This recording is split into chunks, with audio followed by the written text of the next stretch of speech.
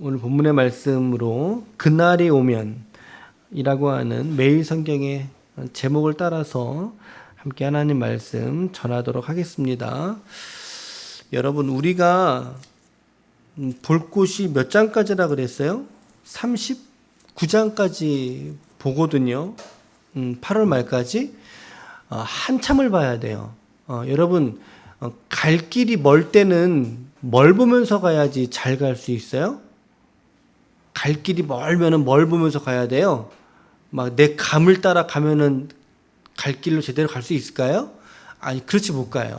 그렇게 못 가죠. 먼 길을 갈 때 필요한 것은 내비게이션, 혹은 이제 운전하는 사람은 그렇지만 또 도보를 걷는 사람이면 지도 같은 것들, 나침판과 지도 같은 게 이게 반드시 필요하거든요. 그게 뭐냐면 구조예요. 구조. 개론이라고 말할 수도 있고 구조라고 말할 수도 있는 전체 문맥이 어떻게 흘러가느냐, 그거를 내가 이렇게 알고 이해하면서 본문의 흐름을 따라 묵상하는 거하고, 이제 그날 내게 어떤 말씀을 주실까, 물론 말씀 주시지만 그러나 그날 내 어떤 임의로운 어떤 내 감정과 자세를 가지고 말씀을 묵상하다 보면 조금 핀트가 이게 엇나갈 때가 있을 수 있다는 거죠. 그런 면에서 좋은 점이 뭐냐면, 여러분들이 요거는 그 팁이에요. 제 묵상의 팁인데, 개론을 자꾸 비교하면서 보시는 거예요. 매일 성경 페이지 수를 지금 모르겠는데, 매일 성경에 보시면 이사야 시작하기 전에 뭘 기록해 주고 있어요? 이사야서 개론을 이렇게 정리해 두고 있거든요. 그 정리된 개론의 내용을 보다 보면 이사야서의 구조가 나옵니다. 구조. 우리가 묵상해야 될 이사야서가 이런 구조를 가지고 진행되어져 있습니다. 꼭 여러분들이 이 이사야서에 대한 이 구조와 오늘 내 묵상하는 위치가 어디쯤에 있구나, 이거를 보시면서 묵상하시면 훨씬 더 좋아요. 근데 만약에 뭐 내가 매일 성경이 없다, 괜찮아요. 인터넷에 요새 네이버가 워낙 잘 돼 있어요. 여러분들 검색만 하시면 됩니다. 이사야서 구조 혹은 개론, 이런 것들을 좀 검색하시거나, 또 제가 여러분들에게 드렸던 사이트 보셨어요? 묵상 코치, 혹은 이제 블로그, 이런 것들 좀 참고하시면 여러분들 묵상에 훨씬 더 도움이 될 줄로 압니다. 그렇게 같이 병행하시면서 보시면 묵상의 흐름을 놓치지 않을 수 있다. 이런 제언들로 좀 드리면서 오늘 말씀 들어가겠습니다. 우리 1장부터 11장까지 네 번에 걸쳐서 이스라엘과 유다의 죄 고발, 심판의 예언과 시온과 예루살렘에 대한 다윗 왕조에 대한 회복, 심판과 회복이라고 하는 사이클이 11장까지 네 번이 등장하게 됩니다. 네 번이 등장하게 되는데, 그 중에서도 우리가 오늘 보게 되는 이 말씀은 이 심판 선언 그리고 회복, 심판 선언과 회복의 사이클 중에서도 두 번째입니다. 두 번째 단락의 내용입니다. 2장 6절에서부터 시작된 내용이 4장 1절까지의 내용이 이스라엘과 유다의 죄 고발입니다. 죄에 고발되는 내용. 그러니까 우리가 오늘 묵상한 내용의 전반부도 죄 고발에 대한 내용이 되겠고요. 그리고 4장 2절부터 6절까지, 한 장이 이렇게 6절까지밖에 짧게 돼 있어요. 여기까지가 시온의 회복에 대한 말씀입니다. 이제 그리고 내일 본문에 가면 이제 세 번째 사이클이 되겠죠. 죄고발 또 회복에 대한 세 번째 사이클이 내일 이어지게 될 겁니다. 그들의 죄를 고발하고 동시에 심판을 예언하고 선언하면서도 동시에 결국에는 어떻게 된다는 것입니까? 시온이, 다윗의 왕조가 결국에는 회복할 때가 반드시 오게 될 것이다. 궁극적으로 그 회복의 때는 누구를 통해서 완성되어집니까? 예수 그리스도의 오심을 통해서 완성이 되는 거죠.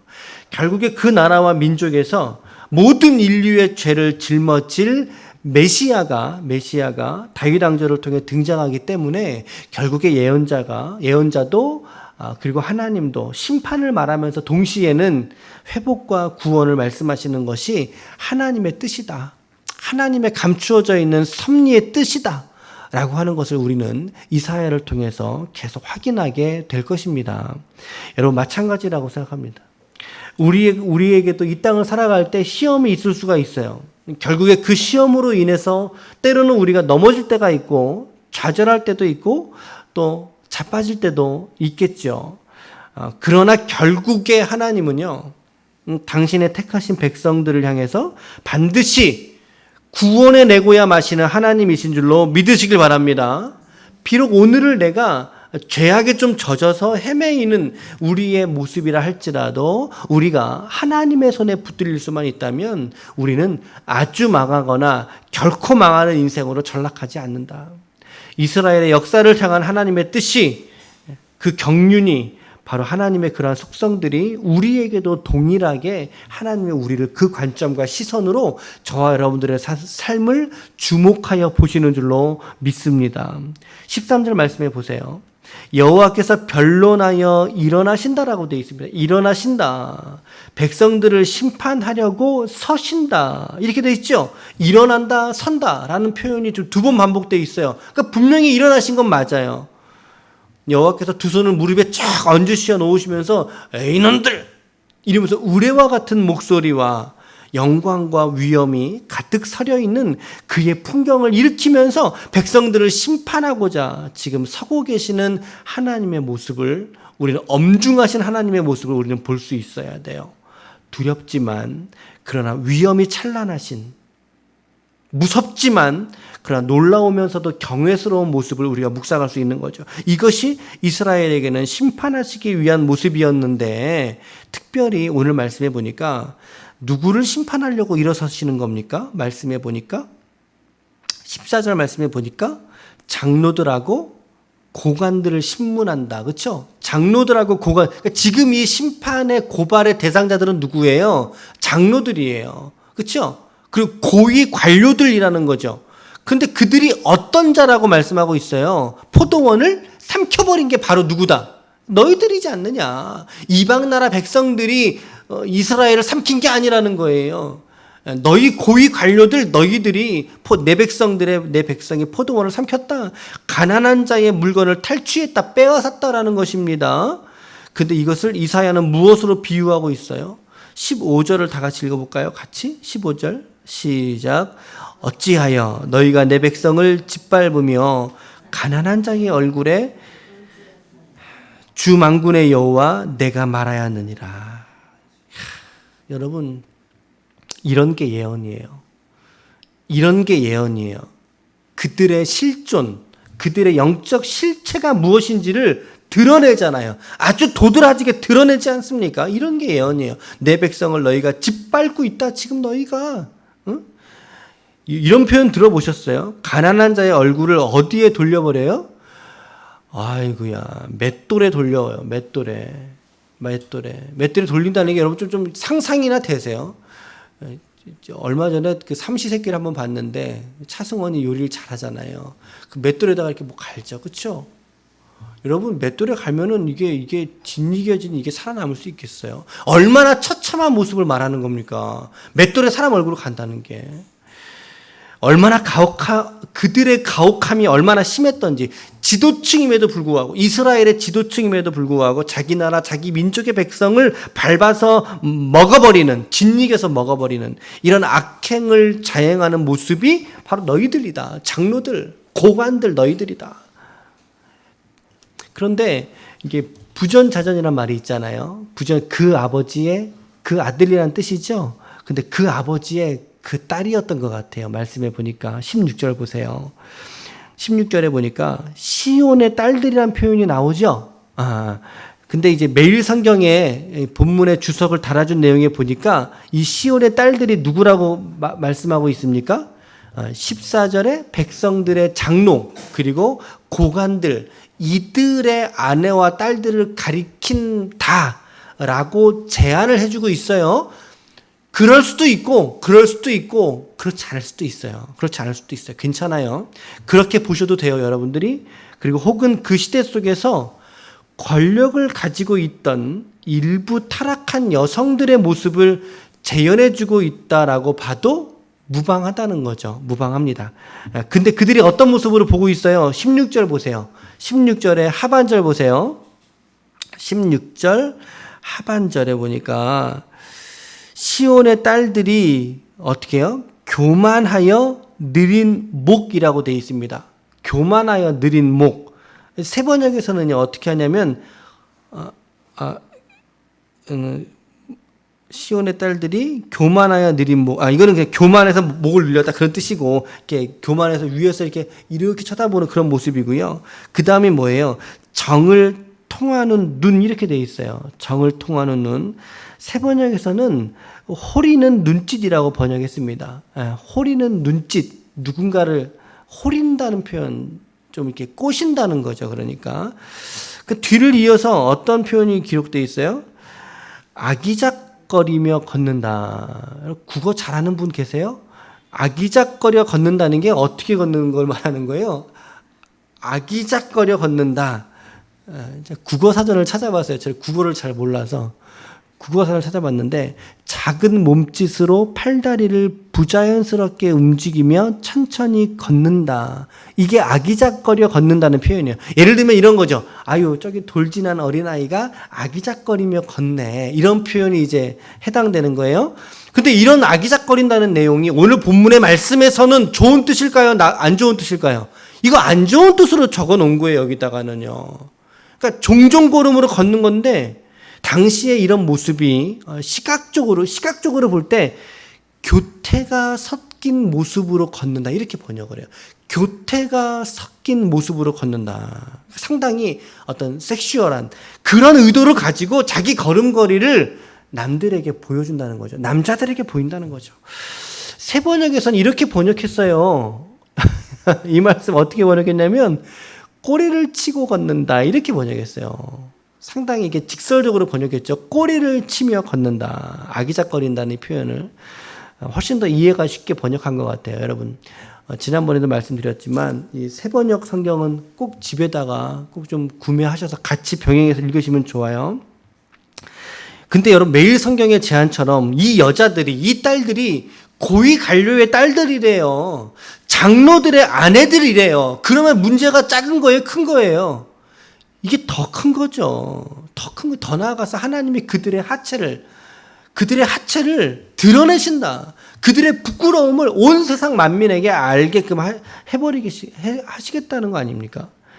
그러면서 18절 말씀에, 18절에서 주께서 그날에, 여러분, 그날이란 표현을 주목하셔야 됩니다. 그날에 장식한 발고리. 이때는요, 여인들이 장식을 했는데, 우리 보통 여자들이 장식하면 뭐 해요? 목걸이하고 귀걸이하고 팔찌하고 발찌하고 요 정도 하잖아요. 근데 여기를 훨씬 더 많이 장식을 했던 거예요. 머리에 망사, 반달의 장식, 귀고리와 팔목걸이와 얼굴 가리개와 화관과 이게 쭉쭉쭉쭉 나오죠. 다 중략할게요. 23절 하반절에 이 모든 것들, 그 여인들을 아름답게 보이고 매력적이게 만들었던 이 모든 것들을 하나님이 어떻게 하신다고 말씀하고 있어요? 제하여 버리시겠다. 이 여인들이 의지하는 거, 아름답게 보이는 거, 예뻐 보이는 모든 것들 다 제거해 버리겠다. 다 필요 없다라는 것입니다.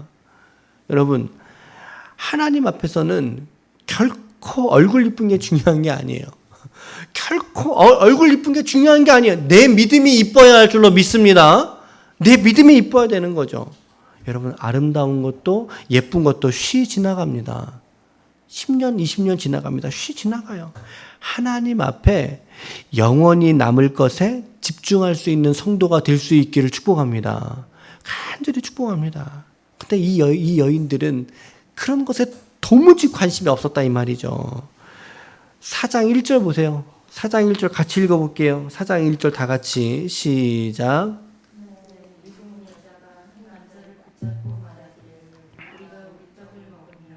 우리 옷을 입으리니 다만 당신의 이름으로 우리가 수치를 면하게 하라 하리라.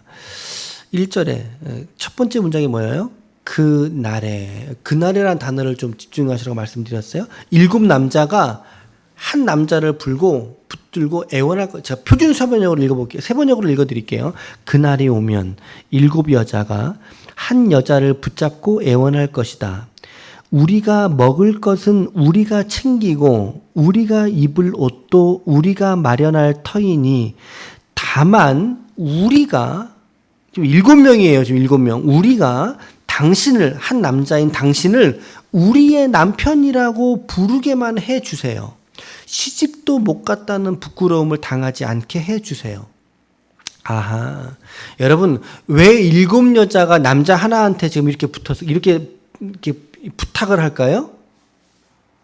3장 말미에 가보면 남자들이 전쟁 나가서 어떻게 돼요? 죽어버린다고 나오잖아요. 전쟁 나가서 죽은 거예요. 6명은 전쟁 나가서 죽은 거예요. 지금 성비가 안 맞아요. 1대7이에요. 1대7. 성비가 안 맞죠. 하나님의 역사의 심판 속에 강한 자, 남자들의 대부분들이 사라져버렸다는 거죠. 그러니까 한 남자에게 7 여인들이 붙들면서 내가 1번 여자 할게요. 저기 내가 7번 여자 할게요까지 내가 아내가 될 테니까 우리 남편이라는 이름만 당신이 우리에게 주십시오. 얼마나 처참합니까, 이 모습이. 응? 얼마나 처량하기까지 한 표현들이에요. 하나님은 그러나 시온과 예루살렘을 아주 멸망시킨 게 아니죠. 다시 회복하게 하실 것을 말씀하고 있어요. 그게 4장 2절부터 6절까지 말씀인데 우리가 2절부터 4절까지만 같이 읽어보고 적용 들어갈게요. 4장 2절부터 4절 시작. 그날에 여호와의 싹이 아름답고 영화로울 것이요 그 땅의 소사는 이스라엘의 자를 위하여 영화롭고 아름다울 것이며 시온에 남아있는 자 예루살렘에 머물러 있는 자 곧 예루살렘 안에 생존한 자 중 기록된 모든 사람은 거룩하다 칭함을 얻으리니 이는 주께서 심판하는 영과 소멸하는 영으로 시온의 딸들의 더러움을 씻기시며 예루살렘의 피를 그 중에서 청결하게 하실 때가 됨이라. 하실 때가 그러면 언제일까요? 주님 오실 그때죠. 주님이 오실 그때 혹은 주님의 재림하실 마지막 날의 그때일 수도 있어요. 그죠? 그 여러분들이 묵상하면서 좀 생각을 해보시면 좋겠고요. 우리 적용 2가지만 짧게 해보겠습니다. 첫 번째는 맡은 이에게 하나님은 더 구하신다는 사실입니다. 오늘 말씀에서 14절 말씀에 백성의 장로와 고관들을 신문하러 오신 거 아닙니까? 그렇죠? 그들이 사회적인 책임을 다하지 않은 것을 하나님은 더 강력하게 심판하시는 거예요. 앉아서 심판하지 않으셨어요. 일어나시며 2번이나 반복되어 있어요. 엄중한 표현입니다. 이런 말이 있어요. 프랑스 말로 노블레스 오블리주라는 말 아시죠? 이미 우리가 익히 알고 쓰는 말 아닙니까? 그게 무슨 뜻입니까? 그게 고귀한 신분에는 그에 따르는 책임이 있다라고 하는 것입니다. 사회의 관료들, 직임자들에게 요구되는 높은 도덕적인 의무가 반드시 그들에겐 따라간다. 그런데 이스라엘의 고위 관료들은 그 책임을 다하기보다 오히려 빼앗는 데 이용하고 그 권력을 맷돌로 그들을 갈아버리는 만행을 저질러버리게 되는 패역한 일을 저지르고 말죠. 예수님이 누가복음 12장 48절에 알지 못하고 맞을 일을 행한 종은 적게 맞으리라 그랬어요. 무릇 많이 받는 자에게는 많이 요구할 것이요 많이 맡은 자에게는 많이 달라 할 것이라. 다시 말하면 성경도 맡은 지위와 책임에 따라서 상응하는 도덕적인 책임도 함께 짊어질 수 있어야 한다라고 하는 것에 동의한단 말이에요. 여러분, 오늘 우리들이 감당해야 될 노블레스 오블리주는 무엇입니까? 하나님이 나에게 맡기신, 우리에게 맡기신 사회적, 도덕적인 책임들이 있을 텐데 그것이 무엇인지 여러분들이 발견하셔야 돼요. 여러분들이 묵상하면서 여러분들의 삶 속에 주신 그 책임들을 발견해 보시고 그 책임에 성심을 다해서 그 책임을 완수할 수 있는 오늘 하루가 될 수 있기를 축복합니다. 2번째는요, 이제 오늘 본문의 이제 제목과 관련된 내용인데, 그날의 때를 기다리고 인내하는 것이 오늘의 믿음이어야 한다라고 하는 겁니다.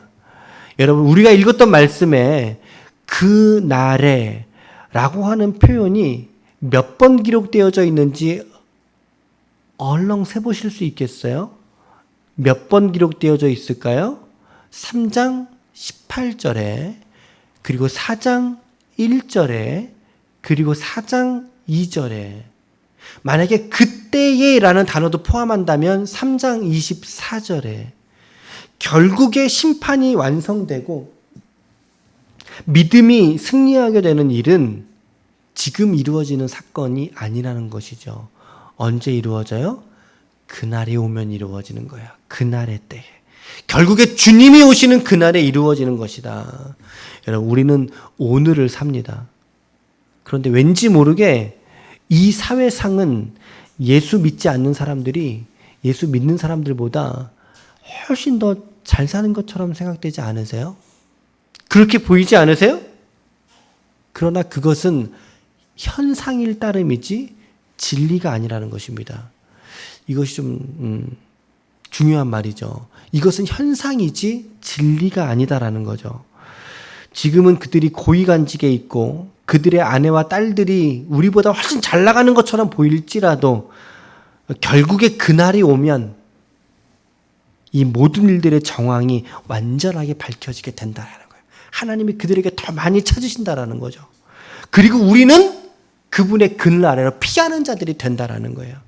그날이 오면 모든 부정과 부패가 하나님이 모든 부정과 부패를 도려내시고 드러내셔서 결국에는 4장 3절 보세요. 4장 3절 보세요. 시온에 남아있는 자 그리고 예루살렘에 머물러 있는 자는 이게 누구를 말할까요? 신앙에서 떠나지 않은 자를 말하는 겁니다. 요 말이 단지 지역적으로 시온에 내 발을 두고 있는 로컬의 의미가 아니라 영적인 의미에서 뭐예요? 신앙에서 타협하지 않은 자, 믿음에서 떠나지 않은 자. 그러면서 그 중에 기록된 하나님의 생명책이겠죠. 생명책에 기록된 모든 사람을 하나님이 어떻게 대우하신다고 말씀하고 있어요? 그렇죠. 할렐루야. 거룩하다 칭함을 얻으리니 할렐루야.